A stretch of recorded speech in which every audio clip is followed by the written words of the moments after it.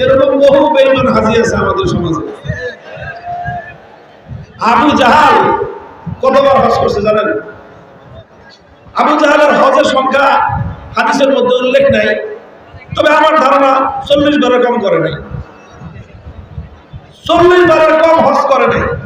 যে বছর বদরের ময়দানে গিয়ে রমজান মাসে নিহত হয়েছে, ধ্বংস হয়েছে, এর আগের বছর জিলহজ মাসে হজ করেছে। হজের তো অভাব ছিল না, হজের তো সমস্যা ছিল না, কিন্তু ঈমান ঠিক ছিল না। ঈমান যদি ঠিক না থাকে, তুমি হজ করে লাভ হবে কি? নামাজ পড়েই লাভ হবে কি? যায় নামাজ তালাশ করেই লাভ হবে কি?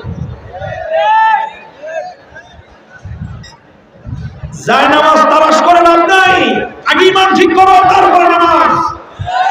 আগে ঈমান ঠিক করো, তারপরে হজ। আগে ঈমান ঠিক করো, তারপরে আমল। যদি ঈমান ঠিক না থাকে, বিশুদ্ধ না হয়, কোন আমলের কানাকড়ি পরিমাণ মূল্য নাই। মুহতারাম হাজিরিন, এই জন্য ঈমানের এই জায়গাটা আমি আপনাদেরকে একটু মেরামত করার চেষ্টা করতেছি।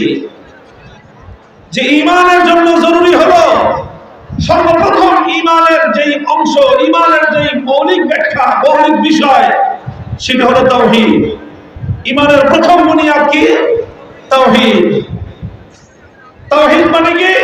তাওহীদ মানে আল্লাহর একত্ববাদে বিশ্বাসী হওয়া।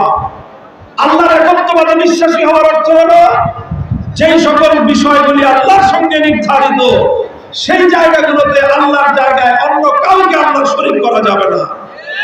যেমন ইবাদত একমাত্র নির্ধারিত কার জন্য, তো ইবাদতের মধ্যে কেউ যদি আল্লাহর সঙ্গে কোনো গায়রুল্লাহকে শরীক করে, তাহলে সেই ব্যক্তি কশিনকালেও ঈমানদার হতে পারে না। ইবাদত যেরকম আল্লাহ পাকের জন্য নির্ধারিত, এটাকে বলা হয় তাওহীদ ফিল উবুদিয়্যাহ, মাবুদিয়াতের তাওহীদ। মাবুদ একমাত্র আল্লাহ। ঠিক ওরকম আরেকটা তাওহীদের অংশ রয়েছে, সেই তাওহীদকে বলা হয় তাওহীদ ফিল হাকিমিয়্যাহ, অর্থাৎ আইন তৈরি করবার চূড়ান্ত ক্ষমতা একমাত্র কার?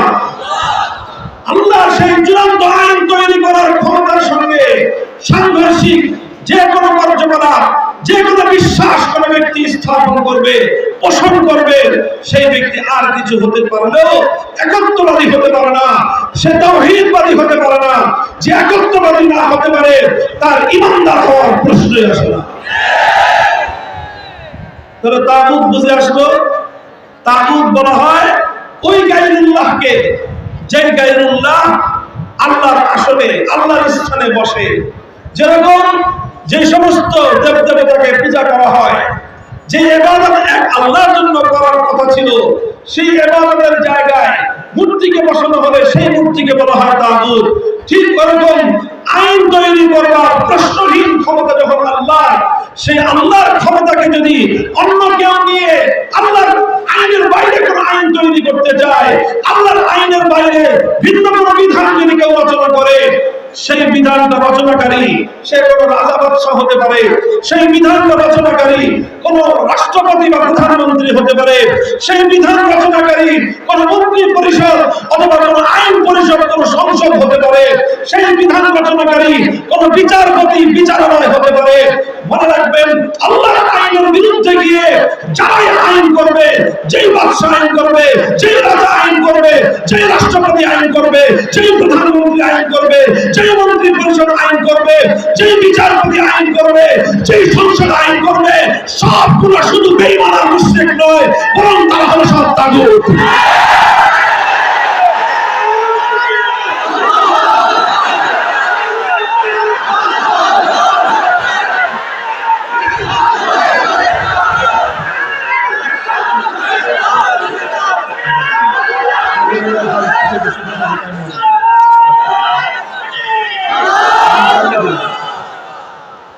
মুহতারাম হাজিরিন, কাজে তাগুতের পরিচয়টা আপনারা পরিষ্কার বুঝে নিয়ে যাবেন।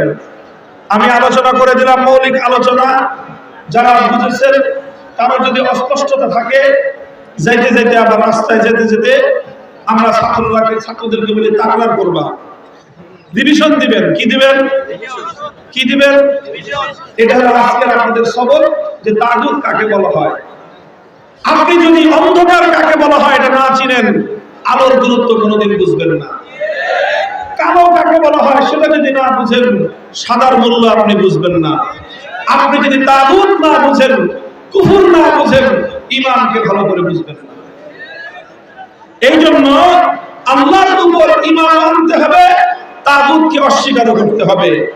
আমাদের সমাজে এখন যে অবস্থা, যে সমস্যা, সেটা হলো আল্লাহকেও নারাজ করবে না আর শয়তানকেও বেজার করবে না।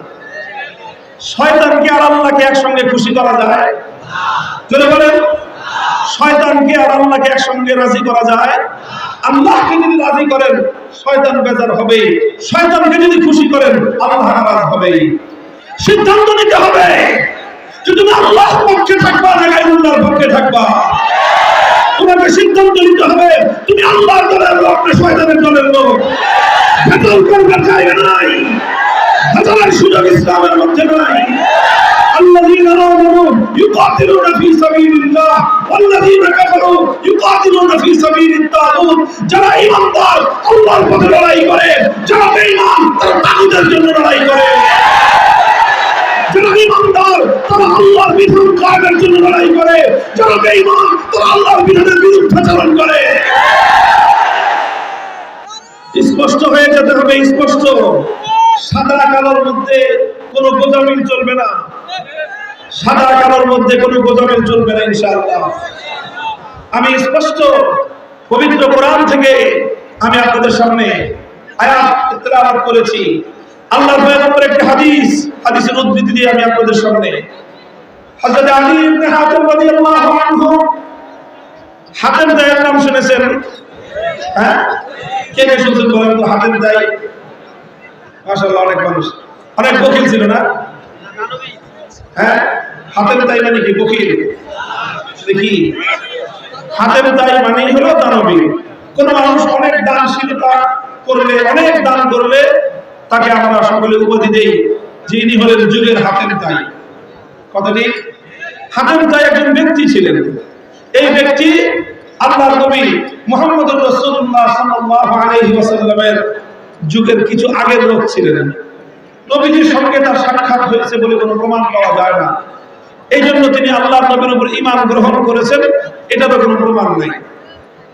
তবে এই হাতিম দায়ের ছেলে, তার সন্তান, সেই সন্তানের নাম ছিল আদী ইবনে হাতিম। ইনি আল্লাহর নবীর সঙ্গে সাক্ষাৎ হয়েছিল, তিনি ইসলাম গ্রহণ করেছিলেন এবং তার ইসলামটা ছিল নির্ভেজাল, পিওর ইসলাম। এই জন্য আল্লাহর নবী হাতিম দায়ের সন্তান হিসেবে আদী ইবনে হাতিমকে অনেক মর্যাদা দিতেন, সম্মান করতেন। আদী ইবনে হাতিম যখন আল্লাহর নবীর কাছে আসতো, নবীজি তাকে মর্যাদার সন্ধান করতেন।